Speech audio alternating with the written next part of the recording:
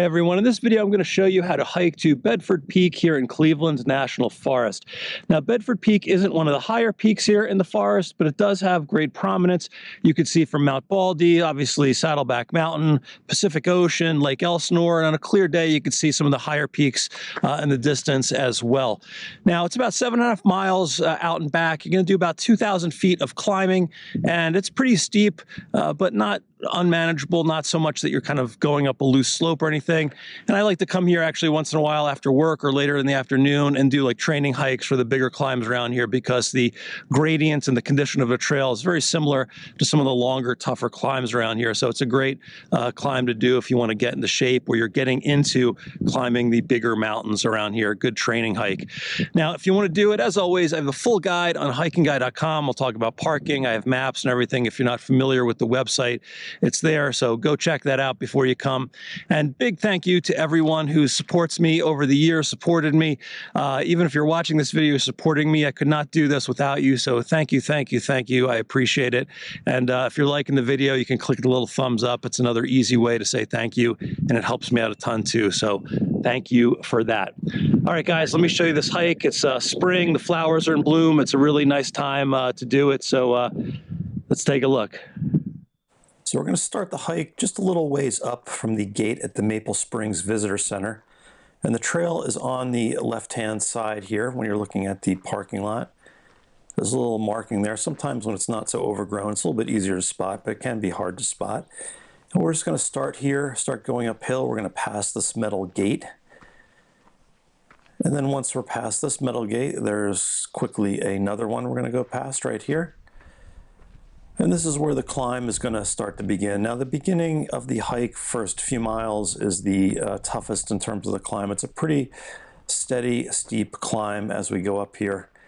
When you look down, you can see some of the evidence of the Silverado fire from 2014. It basically clobbered this whole area that we're going to hike through. So you're not going to see really any trees. There's no real cover here. There's a little bit of shade here in the canyon as we go up, but the nice thing about that is the views are great.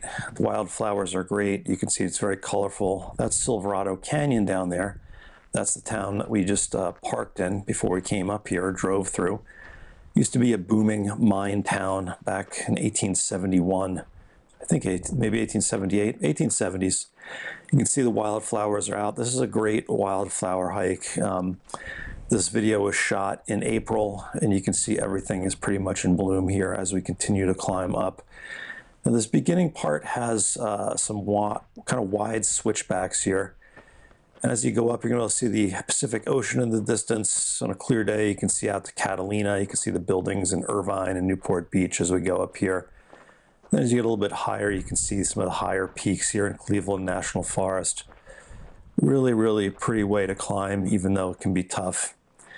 When we double back, you can see up into Cleveland National Forest. You can get some views of Saddleback Mountain, which is Santiago Peak and Modjeska Peak. And then after those wide switchbacks, the trail kind of straightens out and goes straight uphill here. And you can see the evidence of the fire damage there. And then we get up to the ridge. Now, when we get to the ridge over here, we can kind of come around and you can see up to the northern parts of Cleveland National Forest. Right over there, it's Pleasants Peak, up towards Corona, Ladd Canyon up there. And at this point, the climbing is still there, but it's not nearly as bad as the beginning as we go up. There's Modjeska Peak. Really nice view of that. And when we get to this point, the trail starts to widen out a little bit. You can see this used to be called the Silverado Motorway. It was actually built for trucks and cars to patrol for fires. And then up here, we're going to get to the first sort of high point. There's a flag there. It's not always there. Sometimes there's a windsock on the other side. I'm not sure if it was there anymore. But it's a big wide area. We're just going to hike through this wide area. And then we have a little bit of a downhill. And you can see Angeles National Forest and Mount Baldy in the distance. A little bit hazy today, but on a clear winter day, you can see them pretty easily. Then we're going to come out to the main divide road right here, and you can see there's Silverado Trail on these welded metal signs here. We're going to make the right onto the main divide road. Now, this is open to traffic. It's not like there's a bunch of cars, but usually there's like a 4x4 or two, maybe motorcycle. We're going to continue on this. You can see there's Saddleback over there. Now there's a little trail that goes up this rise. You can either go up and over that, or you can go straight on the road. I'll show you the road, because if we go around on the road, you're going to get some nice views off to the left of Lake Elsinore and points east. This is where you can see San Jacinto and on a clear day. But that's Bedford Peak, that lump in front of us.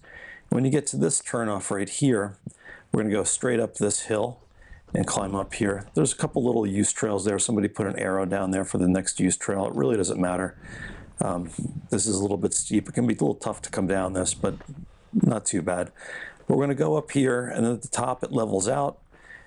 And then after a minute or two being level, it seems like you're going downhill, but the actual peak sign is all the way at the end. Here we can see Saddleback in the distance. And then here on the left is the Bedford Peak sign. Now when you're done here, you just turn around, go back the way you came. And if you stick around for a second, I'll show you what the hike looks like on a 3D map. All right, so here's the route. It's an out and back. We're starting down here, going up to this ridge, then climbing along the ridge to Bedford Peak. Now, I showed you the parking area 1 in the video, which is right here. Sometimes the gate up to parking area 1 is closed. This is Silverado Canyon Road. If that's the case, you can park in the parking lot by the Maple Springs Visitor Center, which is right here, and then walk 1,000 feet or so up to this parking area. There's a visitor center here. I don't think I've ever seen it open, but it probably opens at some points. If you want to visit it, probably just check the website. But we're going to go here, past those gates, turn up along this canyon. This is where we saw the trees that were damaged by the Silverado fire. And then here's the series of sweeping switchbacks. Sort of defines the hard work that you're going to need to do on this hike. And you can see a lot of the climbing you do in this first couple miles here, first about 2.5 miles. As you go up, we're going to get great views into Silverado Canyon. And then off in the distance will be the ocean. Now, when we get up here to the ridge, this is where that flat section was. Over here is Pleasance Peak, Ladd Canyon down here. And at this point, you still have to do some climbing, but it's not as tough as that earlier climbing. We're going to follow this around. Here's that area that where the flag was, and I think there used to be a windsock there. I'm not sure if this was a helicopter landing place or not. If you know anything about helicopters here, just leave me a comment. I'd like to hear about it. Interested. But anyway, we're going to have a little downhill here, then we're going to come out to Main Divide Road. Main Divide Road is the main road that cuts through the middle of the Santa Anas, known to mountain bikers as Payne Divide Road. We're going to make the right here, and then we're following Main Divide around. You can see we come up to the summit. This is where that turnoff was. And if I zoom in here, I mentioned there was a couple of little use trails that you could take if you didn't want to take that steep part. Let me see if I can see on a satellite photo. There it is. You can kind of see it. This is just the other way up if you don't want to go up the steep part right here. But this is the turnoff where the steep part was. Here's the other one if you want to take that. Then we walk along this flat area of the summit, or the bump over here, to get to that summit sign. And that is the hike. Once you're up here, your views are pretty spectacular. You can see there's Saddleback Mountain over there. And on a clear day, there's San Jacinto, San Gorgonio, Angeles National Forest over here, and then out here, Catalina. So that's it, guys. Have fun on the hike.